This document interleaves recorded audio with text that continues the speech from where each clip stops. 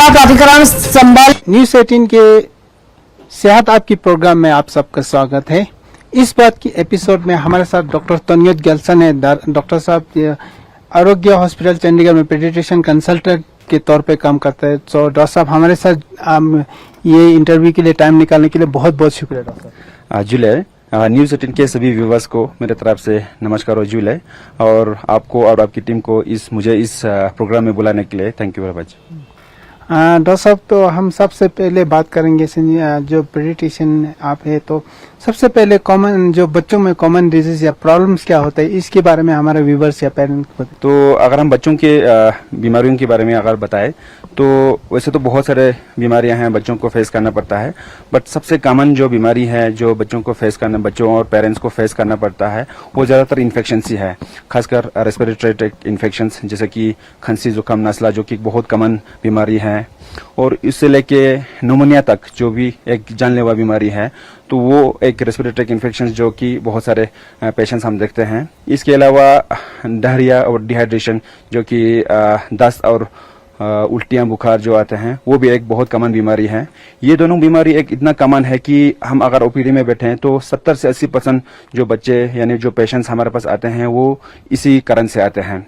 और इसके अलावा भी जो ये डायरिया डिहाइड्रेशन और न्यूमोनिया है, ये एक इंडिया में इतना ज्यादा है कि अगर हम अंडर 5 मोर्टेलिटी देखा जाए, जो कि अगर 5 साल से जो छोटे वाले बच्चों में जो most common cause of death यानी जो जानलेवा बीमारियों में से ये दूसरे और तीसरे नंबर पे आते हैं, तो इसलिए बहुत ज्यादा हमारे लिए एक बहुत जरूरी हो जाता है कि हमारे दर्शकों को कि इस बीमारी के बारे में पता चले और हम कैसे इसको घर पे मैनेज किया जाए और कब कब और डॉक्टर को दिखाना चाहिए और किस तरह से इन बीमारियों को बचाया जाए, तो ये एक बहुत जरूरी बीमारी बन जाता है। डॉक्टर साहब, आपने रेस्पिरेटरी इन्फेक्शन के बारे में बताया, तो ये किस वजह से होता है, कैसे इससे बचा जाता है? अगर पेरेंट्स थोड़ा इसके बारे में पेरेंट्स को बताइए।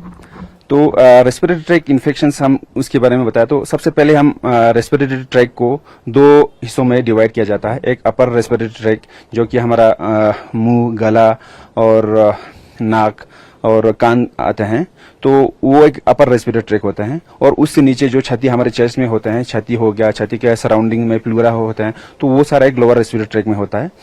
हम डिवाइड किया जाता है। तो अपर रेस्पिरेटरी ट्रैक जो तो इतना कॉमन है कि हम ऐसे कहा जाता है कि एक बच्चे को एक साल में कम से कम 6 से 7 8 बार तक भी इतना बीमारी होते हैं, तो एक बहुत ज्यादा कॉमन बीमारी है।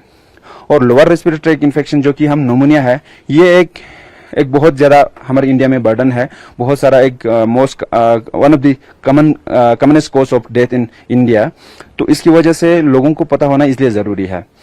तो ये बेसिकली जो इन्फेक्शंस होते हैं, खासकर अपर रेस्पिरेटरी ट्रैक इन्फेक्शन से एक 70 to 80% यानी अप टू 90% जो है वायरस इन्फेक्शन होते हैं। जैसे हमने कोरोना वायरस देखा, वो भी एक अपर रेस्पिरेटरी ट्रैक इन्फेक्शन थे, वो एक दूसरे से फैलते हैं। जैसे किसी घर में किसी बड़े को अगर खांसी जुकाम है तो वो दूसरे बच्चों को भी हो सकता है, दूसरों को भी हो सकता है।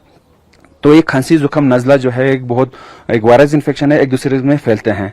बट इसमें यह है कि बहुत ज्यादा मतलब डरने वाली बात नहीं होती है, पर लेकिन एक बहुत कॉमन बीमारी है, तो इसलिए बहुत सारे परेशान होते हैं पेरेंट्स, क्योंकि बार बार होते हैं। मैंने जैसे अभी बताया कि साल में 6-7 बार होते हैं, तो हर बार होते रहते हैं। बच्चों को स्कूल से छुट्टी करना पड़ता है, बार बार हॉस्पिटल विजिट करना पड़ता है, तो इसलिए जरूरी है। ये वायरस इन्फेक्शन होने के कारण हमें हर बार एंटीबायोटिक्स देने की जरूरत नहीं पड़ता है। ज्यादातर केसेस में हम अपने घर पे भी मैनेज किया जा सकता है। जैसे हम कुछ होम रेमेडीज होते हैं, जैसे कि हम घर पे अगर किसी को खांसी जुकाम बुखार है तो ज्यादातर बुखार के लिए दवा दे दो या पैरास्टामोल दे दो, उसके अलावा बहुत ज्यादा जरूरत नहीं पड़ता है। लेकिन जो छोटे बच्चों में, खासकर 1 या 2 साल वाले छोटे बच्चों में दिक्कत कर सकता है, ठीक है ना। तो उसमें हम ये ज्यादातर उन बच्चों में ये दिक्कत होती है कि जब खांसी जुकाम बुखार होता है तो उनके नाक बंद हो जाते हैं, तो सांस नहीं ले पाते हैं, दूध नहीं पी पाते हैं, अच्छे से सो नहीं पाते हैं, तो वो ये बहुत दिक्कत करते हैं। तो इसलिए हमारा बस मेन यही है कि हम बच्चों को, हम पेरेंट्स को ये एडवाइस करते हैं कि ज्यादा से ज्यादा ये कोशिश करिए कि अब अगर घर पे भी मैनेज कर रहे हो तो ये कोशिश करिए कि बच्चे का नाक खुला रखने की कोशिश करिए, और बच्चे को बुखार है तो बुखार की दवा दे दीजिए, और 4-5 दिन तक हम वेट करें कि बच्चे को जो बुखार और खांसी जुकाम है अपने आप ठीक होते जाएंगे और कोई एंटीबायोटिक देने की जरूरत नहीं है। डॉक्टर साहब, ये बताया जाता है कि अगर घर में किसी बड़े को कोई खांसी जुकाम है तो बच्चों से थोड़ा दूर रहना चाहिए, क्योंकि बच्चों को बहुत इन्फेक्शन एकदम कैचअप कर रहा है, क्या इसके बारे में? हाँ जी जी, ये एक बहुत जरूरी है। जैसे कि मैंने अभी बताया एक वायरस इन्फेक्शन है, एक दूसरे में एकदम से फैल जाता है। तो इसलिए अगर जैसे घर में किसी को किसी बड़े को अगर खांसी जुकाम बुखार है, तो वो एक तो अगर कोशिश करे कि बच्चे के पास ना जाए, कोशिश करे बच्चे से दूर रखे। अगर नहीं रह सकते हैं, अगर जैसे माँ को खांसी जुकाम है तो अब दूर नहीं रह सकते हैं, तो इस मामले में माँ को या जस्ट मास्क लगा के रख सकते हैं, है ना। तो और अननेसेसरी जैसे बच्चे को टच करना या बच्चे को उठाना, ये आप अवॉइड कर सकते हैं। बाकी घर में अगर कोई आता है, विजिटर्स आते हैं, खासकर जो छोटे बच्चों में घर पे कोई छोटा बच्चा होता है 1 साल के नीचे, तो विजिटर्स को कम कर सकते हैं। तो इस तरह से बच्चों को बचाया जा सकता है। और एक चीज डॉक्टर साहब, जैसे अगर किसी बच्चे को ये रेस्पिरेटरी इन्फेक्शन हो, तो ये घर में कैसे होम रेमेडीज कर सकते हैं और कब डॉक्टर को दिखाना चाहिए?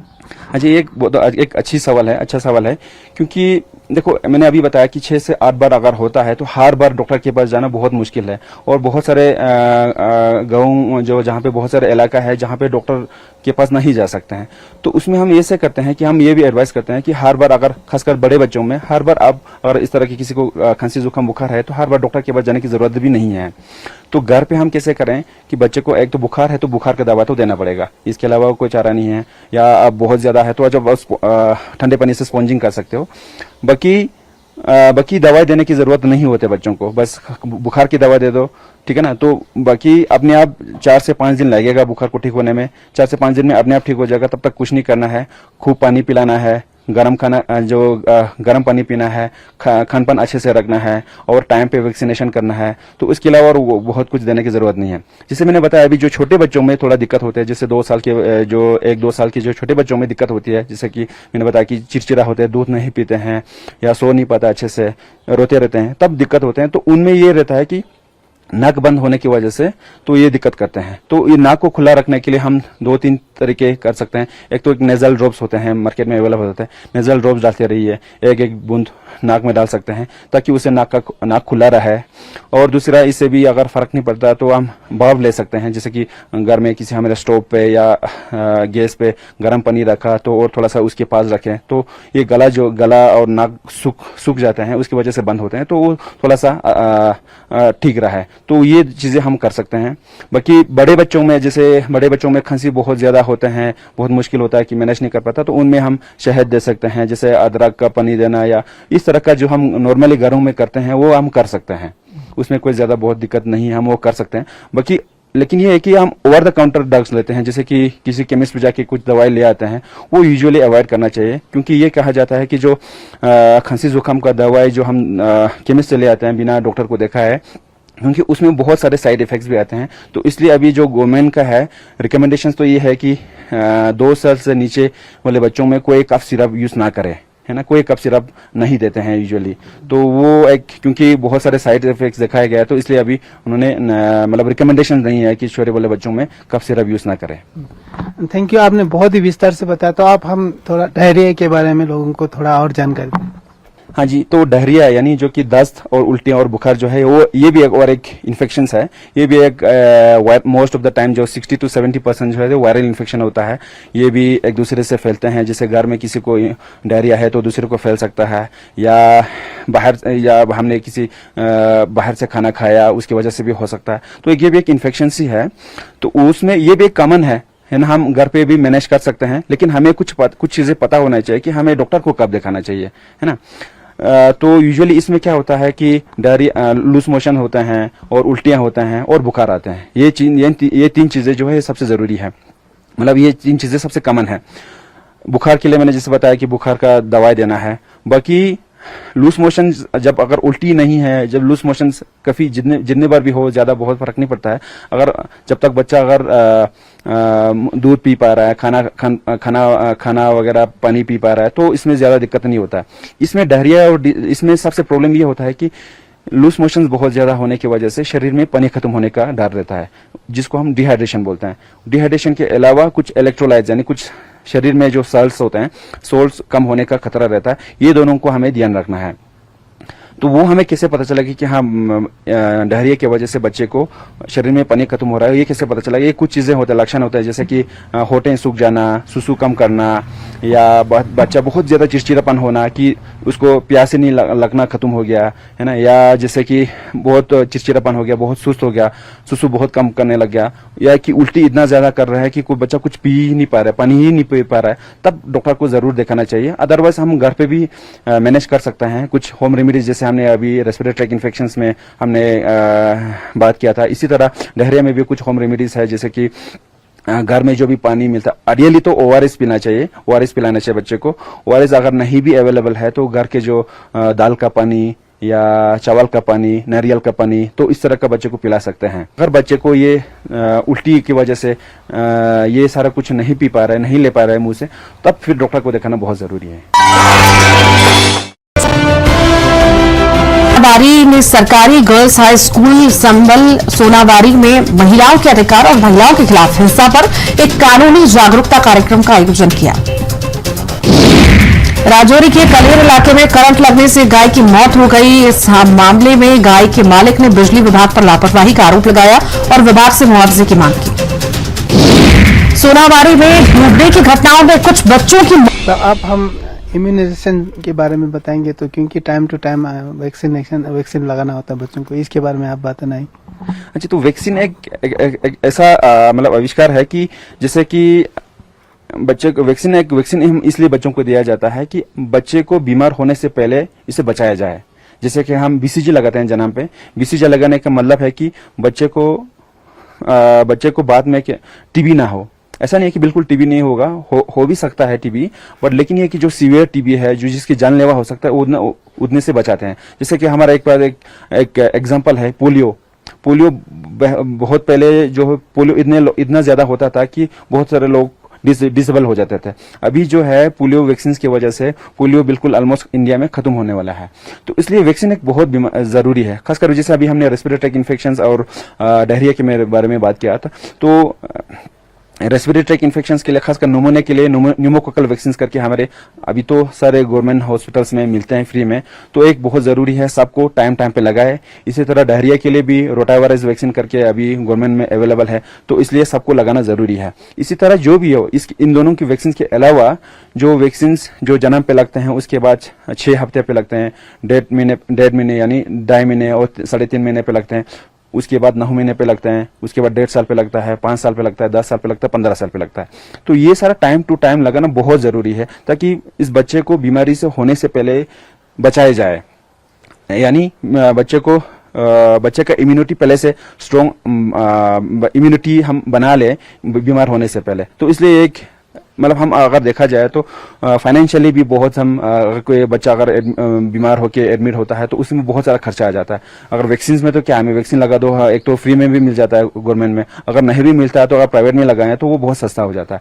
तो इसलिए वैक्सीन लगाना बहुत जरूरी है सबके लिए। तो इसलिए मैं सारे दर्शकों को ये कहना चाहता हूँ, कोई भी बच्चा जो घर में कोई भी बच्चा है तो कोई भी वैक्सीन मिस नहीं होना चाहिए, टाइम टू टाइम लगाना बहुत जरूरी है। अगर मिस भी हो जाता है तो फिर भी डॉक्टर के पास जाइए, तो दोबारा भी लगा सकते हैं, दोबारा लगाए या जैसे भी लगाए वैक्सीन को पूरा कैच अप वैक्सीनेशन जरूर लगाए। डॉक्टर साहब, ये तो कुछ वैक्सीन तो गवर्नमेंट की तरफ से मैंडेटरी देते हैं, साथ ही साथ और कोई और खास बीमारी से बचाने के लिए एक्स्ट्रा कुछ वैक्सीनेशन आप रिकमेंड करते हैं, इसके बारे में तो अभी तक जो ज्यादातर बीमारियों के जो हम वैक्सीन अवेलेबल है हमारे पास, तो वो ज्यादातर वैक्सीन जो है वो गवर्नमेंट शेड्यूल में है। जैसे कि खासकर अभी नए नेवर वैक्सीन है, जैसे कि न्यूमोकोकल वैक्सीन जो बहुत अभी ज्यादातर स्टेट में हर गवर्नमेंट हॉस्पिटल में दिया जाता है। रोटावायरस वैक्सीन जो डायरिया के लिए है, बाकी पोलियो, डीपीटी वो सारा तो मिलता ही है। जो अभी नहीं मिलता है गवर्नमेंट में, एक ये जो हम प्राइवेट में अवेलेबल होता है, वो एक टाइफाइड वैक्सीन है। जो हम टाइफाइड अगर खास करके जो प्लेन एरियाज में टाइफाइड एक बहुत और एक कॉमन बीमारी है, तो उसके लिए टाइफाइड वैक्सीन जो प्राइवेट हॉस्पिटल्स में इजीली अवेलेबल होते हैं, थोड़ा सा मतलब अराउंड 1000-2000 के आसपास आता है। एक ही इंजेक्शन लगने से काफी होता है, तो वो अभी तक गवर्नमेंट हॉस्पिटल्स में नहीं है। बाकी ज्यादातर वैक्सीन है। इसके अलावा वेरिसिला वैक्सीन जो कि हम छोटी माता बोलते हैं, तो वो वेरिसिला वैक्सीन भी प्राइवेट हॉस्पिटल्स में अवेलेबल होते हैं, गवर्नमेंट हॉस्पिटल्स में अवेलेबल नहीं होते हैं। इसी तरह और एक हेपेटाइटिस ए का होता है, वो वैक्सीन हम प्राइवेट में अवेलेबल होते हैं। ये तो हो गया कि बच्चों के लिए। तो एक सबसे जरूरी और एक वैक्सीन है जो एडोलेसेंस और थोड़ा सा अडल्ट के लिए ह्यूमन पेपिलोमा वायरस वैक्सीन, जो खासकर हमारे लद्दाख में जो सर्वाइकल कैंसर एक बहुत ज्यादा एक गंभीर एक सिचुएशन है, जहां पे बहुत सारे सर्वाइकल कैंसर डिटेक्ट हुआ है। उसकी वजह से बहुत सारे लेडीज को मतलब जान भी गंवाना पड़े हैं। तो उसको एक सर्वाइकल कैंसर के वैक्सीन जो होते हैं वो छोटे बच्चों, छोटे मतलब 9 साल जो लड़कियों को दिया जाता है, 9 साल से 14 साल तक की अगर लड़कियां है, कोई लड़की है, तो हम उसको 2 वैक्सीन दिया जाता है। और अगर 14 साल से ऊपर का अगर कोई भी लड़की 14 साल से लेकर 45 साल तक भी लगा सकते हैं कोई भी, तो उसमें हम एक वैक्सीन 3 बार देना पड़ता है। तो वो एक बहुत जरूरी है। इस वैक्सीन, ये जो वैक्सीन है अभी हमारे गवर्नमेंट शेड्यूल में नहीं है। अभी गवर्नमेंट ट्राई कर रहे हैं, शायद 1-2 साल तक गवर्नमेंट शेड्यूल में भी आ जाएंगे, क्योंकि ये वैक्सीन बहुत काफी महंगा है, बाहर से आता है, विदेश से आता है, हमारे देश में अभी बनता नहीं है। तो अभी कोशिश है कि हमारे देश में भी बन रहा है, तो 1 साल में शायद हमारे शेड्यूल में आ जाए। लेकिन तब तक के लिए मैं ये व्यूवर्स से यही गुजारिश करूंगा कि जो भी घर में कोई छोटा बच्चा है, जैसे 9 साल से ऊपर का बच्चा है, बच्ची है, तो उनको ये ह्यूमन HPV वैक्सीन जरूर लगवाए, ताकि उनका फ्यूचर जो है अच्छा हो। डॉक्टर साहब, जैसे कि कोई भी बीमारी से बचाने के लिए वैक्सीन होता है, उसको लगाना कितना जरूरी है? क्योंकि बाद में जब अगर बीमारी हो गया तो बहुत ही खर्चा होता है, क्योंकि वैक्सीन का तो बहुत कम खर्चा, अगर टाइम से हम बिना इसको हिचकिचाए तो बाद में फिर ऐसे प्रॉब्लम ना आते। अच्छा, जैसे मैंने अभी आपको बताया, वैक्सीन जो है, जैसे मैंने मान लो टाइफाइड वैक्सीन का एक एग्जांपल ले लेते हैं। टाइफाइड वैक्सीन टाइफाइड वैक्सीन एक ही बार लगना होता है। जो 6 महीने से 6 महीने के बाद, 6 महीने हो गया बच्चे को, 6 महीने के बाद कभी भी एक वैक्सीन लगा दिया, एक इंजेक्शन लगा दिया, उसके बाद लगा दिया, तो उस बच्चे को टाइफाइड फीवर जो बीमारी होना चांसेस बहुत कम है। अगर होगा भी तो इतना सीरियस नहीं होगा कि उसको सीरियस नहीं होगा कि हॉस्पिटल में दाखिल करना पड़े। अगर वैक्सीन नहीं लगता है, किसी को टाइफाइड होता है, तो हॉस्पिटल में एडमिट करना पड़ता है। एडमिट करके कम से कम 5-7 दिन इंजेक्शन लगना पड़ता है। और इंजेक्शन लगने के बाद कुछ बच्चों को तो इतना भी होता है, इतना सीरियस होता है कि वो पूरा डिसेबल हो जाता है, कि किसी को ऑपरेशन तक भी करना पड़ सकता है, कि इसका इंटेस्टाइन परफोरेट हो गया, किस बच्चों को कुछ कोमा भी जा सकता है, कुछ हेपेटाइटिस या इन्फेक्शन दिमाग तक फैल गया, तो इतना तक भी हो सकता है। तो उसका खर्चा जो है लाखों में भी हो सकता है। तो उसको बचाने के लिए हम 1-2 हजार का वैक्सीन लगाना बहुत जरूरी है। ये एक मैं एग्जांपल दे रहा हूँ एक बीमारी का। इसी तरह बहुत सारी बीमारियां हैं जो हम बचा सकते हैं। इसी तरह जो BCG का मैंने बताया आपको, टीबी का BCG जो है जन्म पे हर सरकारी हॉस्पिटल में फ्री में लगता है। अगर वो नहीं लगा, बाद में किसी बच्चे को अगर टीबी हो गया, खासकर बच्चों में तो ये होता है कि टीबी कहीं भी हो सकता है, खासकर दिमाग में होने का चांसेस बहुत ज्यादा था। अगर टीबी दिमाग में हो गया तो ये वापस आना बहुत मुश्किल होता है। बच्चा इनफैक्ट डिसेबल हो जाता है, कि बच्चा बोल नहीं पाना, चल नहीं पाना, दोबारा पढ़ते रहना, सार बहुत बड़ा हो जाना, इस तरह की दिक्कत भी हो सकता है। तो ये 2 एक एग्जांपल दिया मैंने आपको कि एक वैक्सीन जो है वो कितने बच्चे को, एक तो बच्चे की जान को बचा सकता है और अपने खर्चे को बचा सकता है। तो इसी तरह इसलिए बहुत सारे वैक्सीन जो है वो इसलिए लगाना बहुत जरूरी है। तो इसलिए मैं व्यूवर्स को कहूंगा कि जो सरकारी हॉस्पिटल में वैक्सीन लगता है उसको तो कभी अब मिस ही ना करे। अगर मिस भी हो जाता है तो कुछ भी करके उसको लगाना ही लगाना है। अगर कुछ वैक्सीन जो हॉस्पिटल में अवेलेबल नहीं है तो प्राइवेट में थोड़ा बहुत खर्चा करके लगाना ही चाहिए, ताकि बाद में हमें खर्चा जो बहुत ज्यादा खर्चा करने से बचा सकते हैं। तो सब एक जो न्यू बॉर्न बेबीज में कॉमन होता है जॉन्डिस या पीलिया भी बोलते हैं, तो इसके बारे में थोड़ा बताएंगे आप? इसको हम बोलते हैं नियोनेटल जॉन्डिस। वो ज्यादातर बच्चों में तो नॉर्मली होता है। जैसे हम कोई बच्चा का 2, 3, तीसरे, चौथे दिन का हो जाता है तो जॉन्डिस हो ही जाता है। तो एक बहुत एक कॉमन है। वो इसलिए होता है कि जब जो बच्चे का लीवर जो होता है, लीवर जहां से जो पीलिया जो हमारे पोटी के थ्रू निकाल देते हैं, वो पूरा मेच्योर नहीं हुआ होता है छोटे बच्चे का। तो वो मेच्योर होने में टाइम लगता है, जैसे 1-2 हफ्ता लगते हैं। तो उस दौरान बच्चों को पीलिया होता है। तो पीलिया जो है एक तो बहुत कॉमन है, बट ये भी है एक खतरा भी हो सकता है। अगर आपको लगेगा कि बच्चे को पीलिया है, अगर सिर्फ फेस पे है तो चलो कोई बात नहीं, हम घर पे मैनेज कर सकते हैं, उसको कुछ करने की जरूरत नहीं है। लेकिन अगर हमें लग रहा है कि हाथ तक पहुंच गया है, यहाँ तक पीलिया दिख रहा है, तो डॉक्टर को जरूर दिखाना चाहिए। खासकर अगर आपके मदर का ब्लड ग्रुप नेगेटिव हो या ओ हो, फादर का ब्लड ग्रुप ओ से ओ के अलावा AB हो, तो उनमें ज्यादा चांसेस ज्यादा होता है कि पीलिया बढ़ने का। अगर तो तीसरे चौथे दिन खास ज्यादातर पीलिया आते हैं, तो अगर हम टेस्ट करके देखते हैं कि कितना है, तो हमारा जो कट ऑफ होता है वो डे के हिसाब से होता है कि बच्चा 3 दिन का है तो इतना है तो ठीक है, चौथे दिन का है इतना पीलिया है तो ठीक है। तो एक कट ऑफ के नीचे है तो हम उसको कुछ नहीं करते हैं, घर पे मैंने नॉर्मली बस अच्छे से दूध पिलाना है या कभी कभी आप धूप में भी रख सकते हो, तो उसको कुछ नहीं करते हैं। अगर उस वैल्यू से ऊपर है तो उसको लाइट में रखना जरूरी हो जाता है। कई बार क्या होता है कि पीलिया हम ऐसे निगलेक्ट कर देते हैं कि हाँ ये तो कॉमन है, इसमें कुछ नहीं होगा करके निगलेक्ट कर देते हैं। अगर उसकी वजह से पीलिया बहुत ज्यादा बढ़ गया, वो दिमाग में भी चढ़ सकता है। अगर दिमाग में चढ़ गया तो फिर बहुत दिक्कत आती है, फिर दोबारा पड़ सकता है, बच्चे को बिल्कुल अपाहिज भी बन सकता है। तो इसलिए ये है कि अगर बच्चे को पीलिया है तो अगर थोड़ा सा लग रहा है कि हाँ सिर्फ फेस पे है तो उसको कुछ नहीं करना है। अगर आपको लग रहा है कि ज्यादा है या खासकर आपके जो पहले वाले बच्चों में भी अगर पीलिया हुआ है तो डॉक्टर को जरूर दिखाना चाहिए। डॉक्टर साहब, ये कैसे पता कर सकते हैं कि बच्चे को पीलिया हो गया या खतरा ऐसे ज्यादा है, इसके बारे में? तो यही है कि जैसे यूजुअली मैंने बोला कि दूसरे तीसरे दिन चौथे दिन तक हो सकता है, यूजुअली 1 हफ्ते तक रहता है पीलिया। तो हमें फेस पे देख जाता है कि हाँ पीलिया है, तो हम क्या करते हैं फेस पे देख के फिर हम नीचे तक देखते हैं कि हाँ इसकी चेस्ट पे तो नहीं है, एब्डोमेन पे तो नहीं है, थाइस पे तो नहीं है, लेग्स तक तो नहीं पहुंच गया है। अगर बहुत जितना ज्यादा वैल्यूज बढ़ते जाता है उतना ज्यादा नीचे तक जाते हैं, हाथ पैर तक पहुंचता है। अगर हाथ पैर तक अभी लगेगा कि लग रहा है कि हाँ ये तो बिल्कुल पीलिया है, मतलब पीला है हाथ पैर, इसका पीला है, तो तब तो दिखाना ही दिखाना है। अगर नहीं तो आपको थोड़ा सा भी शक है कि इसको पीलिया ज्यादा है तो डॉक्टर को दिखाना है, वो सबसे सेफ है। क्योंकि मैंने जैसे अभी बताया कि बहुत पीलिया एक लिमिट होता है कि डे के हिसाब से। अगर वो क्रॉस हो जाता है कि बहुत ज्यादा पीलिया हो जाता है तो वो दिमाग में जा सकता है। तो इसलिए अगर थोड़ा सा भी आपको शक है कि हाँ इसको पीलिया है तो डॉक्टर को दिखाना जरूरी है। खासकर उन बच्चों में तो खासकर जिसमें पहले बच्चे को पीलिया ऑलरेडी हो चुका था, उसको लाइट के हॉस्पिटल में एडमिट करना पड़ा, तो उनमें तो जरूर दिखाना चाहिए। दूसरा जो है माँ का ब्लड ग्रुप जो है वो नेगेटिव में हो, जैसे O नेगेटिव B नेगेटिव जो भी हो नेगेटिव हो, तो उनमें तो और ज्यादा दिखाना चाहिए। तो ये कुछ चीजें हैं जो ध्यान में रखना है। बाकी जब भी आपको थोड़ा सा डाउट होता है तो डॉक्टर को दिखाना बहुत जरूरी है। डॉक्टर साहब, आपने बहुत ही डिटेल में बताया। तो आखिर में अगर मेरे से कुछ इम्पोर्टेंट जो बच्चों रिलेटेड पूछना भूल गया और आपके जहन में आ रहा है क्योंकि आप इतने साल से प्रैक्टिस कर रहे हैं, तो वो हमारे व्यूअर्स को बताएं प्लीज।